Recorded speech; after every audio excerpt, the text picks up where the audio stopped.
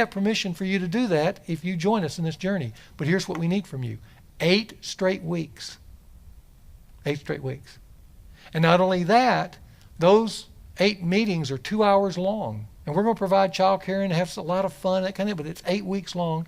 But in between, you have to go on what we call a date, a oneness work date, to work through some of this material. And those weeks using that oneness work date are going to cost you another 2 hours minimum, maybe a little more. In each session, we're going to break up into small groups with a leader and talk about our lives and process the information. Between sessions, we're going to be calling you and checking up on you and be sure you're doing well and this stuff is really making a difference and you're getting your assignments done. That's what we want to do over the next 8 weeks. And he kind of stopped and looked at everybody and said, can you do that? That's what we're going to need to do. We'll start next week, but I need to know by tomorrow if you're willing to make that commitment. Now, that's how the meeting ended. It was real nice. They had, some treats there. And afterwards, 2 couples came up, and I was just in the room, so I walked up and kind of just stood behind those couples. And the very first couple was a guy who's a coach here at a local high school. And he said, man, that's a pretty steep commitment. And he said, this is football season. We have games on Friday. I coach the B team on Tuesday. He says, I don't know if I can make that commitment. And I loved what the marriage oneness leader said, the lay leader, who had been prepared. He looked at the coach and he said, you probably don't need to go to this. He said, what? He said, you don't need to go to this because I don't think you can make that commitment. You probably need to just wait. Let's wait till spring. And when you got a little, more open schedule, then you can go through it. And I think it's just surprising because we're so eager to get people to join. And then the other couple was saying, man, I travel a lot. Could I listen to some of these videos, watch some of these videos when I'm on a business trip? Could I borrow the video? And the guy said, marriage oneness is not about video. Marriage oneness about you engaging your marriage and working through things so that when you finish, you have the skills that you can use to be married happily ever after. So you probably don't need to do that if you're going to be traveling these next 8 weeks. Now, what's interesting of the 2 couples, one couple stepped up and made the commitment and finished. But what you're going through with an orientation meeting is a vetting process. Because Life Ready, any of the resources, is not for everybody. That's very important that you hear this. This is training. This is like going to the athletic club. We're not going to watch videos. We're going to work together to up our game and change our lives. So out of this orientation meeting, you move from the curious to the committed. Now you may have less people, but that's a good thing. Because when you start, you're starting with people who understand what they've done, the commitment they've made, and they're engaged. That's the first thing. And secondly, now you can hold them accountable. And as you go through that process, what you'll get when you get a bunch of committed people, really on any resource actually, but if you get some committed people working together, then you go through this Life Ready training, they're going to come out the other side as the changed. They're going to make some changes because they went in with the right attitude and the right posture and the right orientation. But here's where it ends up working best back to your church. Because if you get people who are changed, what happens when you see a guy who went in, he was maybe 50 pounds overweight to the athletic club, and 6 months later you see him, and all of a sudden he's lost those 50 pounds and he looks sleek? Do you not walk up to him and say, what happened to you? And then he begins to share what he did and stuff like that. And then here's what you're thinking, because you're not looking at a program. You're not looking even at a process. You're looking at a changed life, which is so attractive. And so you start thinking, maybe I ought to join that athletic club. Well, here's what happens in a church. If you finish with some people who are really changed, then they begin to have kingdom impact in your church. Not because of the program, but because of their changed life. They start walking out and, Mary's telling her friends about how her husband made all these changes and was doing some things because of this process they went through called marriage oneness. They got their finances in order. They began to communicate better.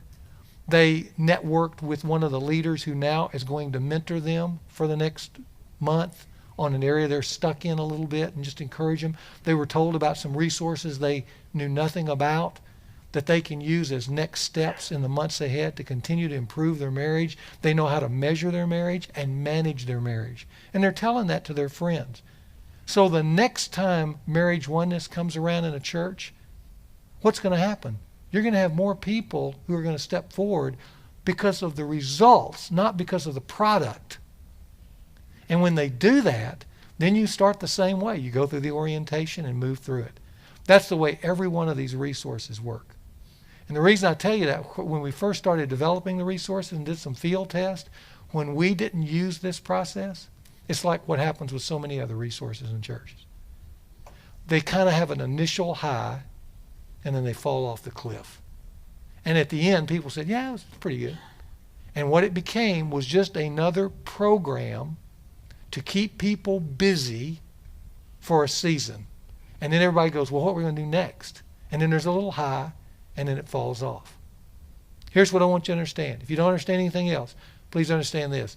Life Ready is training requiring a commitment. And that commitment has to be instituted on the front end by the lay leaders who are passionate about changing lives. Then the last thing is this. Life Ready depends on lay power. Lay power.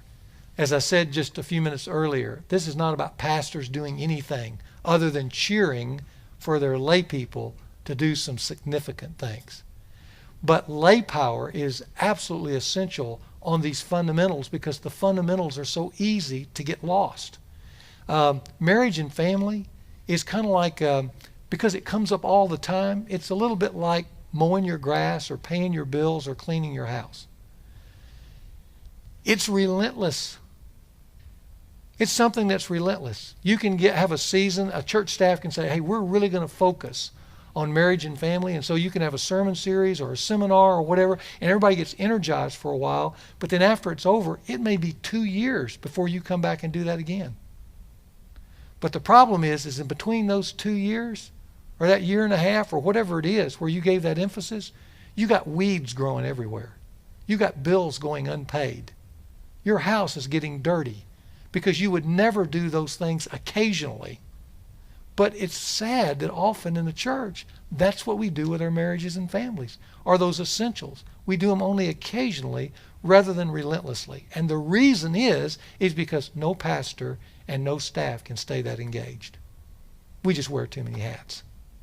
The only way you can be relentless on these fundamentals, kind of these fundamentals you saw in Genesis, because isn't it interesting, when God was setting up planet Earth, he didn't have a lot of directives. You can go through those first 4 chapters, and he only has 4. The 4 that you saw in the video.